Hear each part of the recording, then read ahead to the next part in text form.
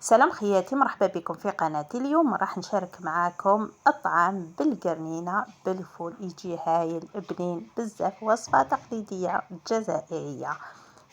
اذا قبل ما نبدا الفيديو معاكم ما تنسوش برك دعم القناة ديالي باللايك والاشتراك فضلا وليس امرا. هنا كما راكم تشوفوا في قدرة درت بصلة كبيرة مقطعة رقيق، درت معاها حوالي 3 مغارف تاع الزيت، وعندي الدجاج حسب افراد العائله، ديروا الكميه اللي تحبوها. بالنسبه للتوابل درت الكمون ودرت فلفل عكري، اذا تحبي يعني تقدري تضيفي فلفل كحل. هنا ضفت ملعقه طماطم مصبره. هنا راح نخلي البصل ديالنا يتقلى مليح مع الدجاج هكذا حتى تدخل كامل هذوك التوابل في الدجاج باش يجي الكسكس ديالكم بنين. هنا ضفت حبه طوماطيش مقطعه رقيق، وعندي 4 حبات زروديه، وعندي القرنينه. هنا كنت يعني غسلتها وقطعتها كامل ونقيتها كامل كما راكم تشوفوا. نخليهم يتقلاو مع بعض مليح.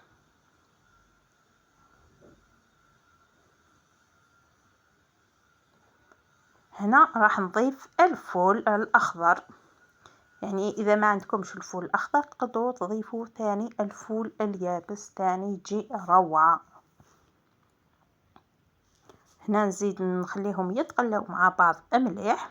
سر البنه تاع الماكله هو القليه، خذوا وقتكم كي تقليو الماكله ديالكم. هنا راح نمرق بالماء يكون سخون، ونخلي القرنينه ديالنا الطيب مع الفول.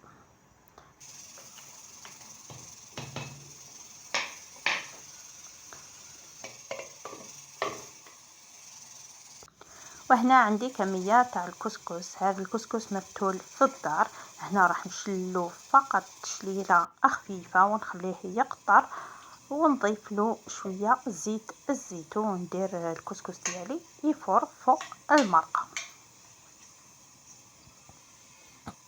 ونعاود الطعام ديالي هكذا غير بالمغرف، يعني نحرك الطعام ديالي. بالنسبه للمبتدئه اللي تقدر يعني تشد الكسكس ديالها باليد يعني وهو سخون تشد. كاينه طريقه واحده اخرى، اذا يعني وحده تكون هكذا مبتدئه ما تقدرش تشد هذاك الكسكس وهو سخون، دير بالفويثاني، تلقى يعني كل حبه وحدها يجي مزربع. والماء اكيد ديروا غير بالعقل هكذا، سورتو اذا ما راكمش عارفين الكسكس ديالكم اذا يشرب الماء ولا لا.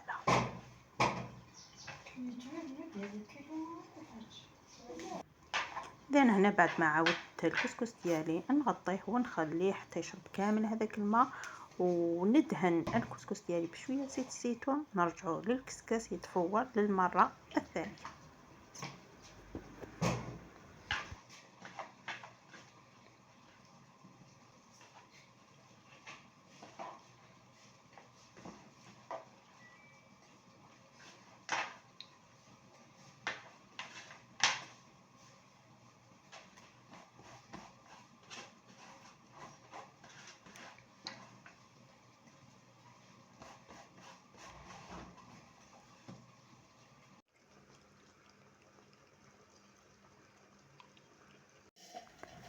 هذا هو اذا الكسكس ديالنا بالقرنينه والفول، جا روعه كما راكم تشوفوا بنين بزاف. نتمنى تجربوا الوصفه ونتمنى تعجبكم.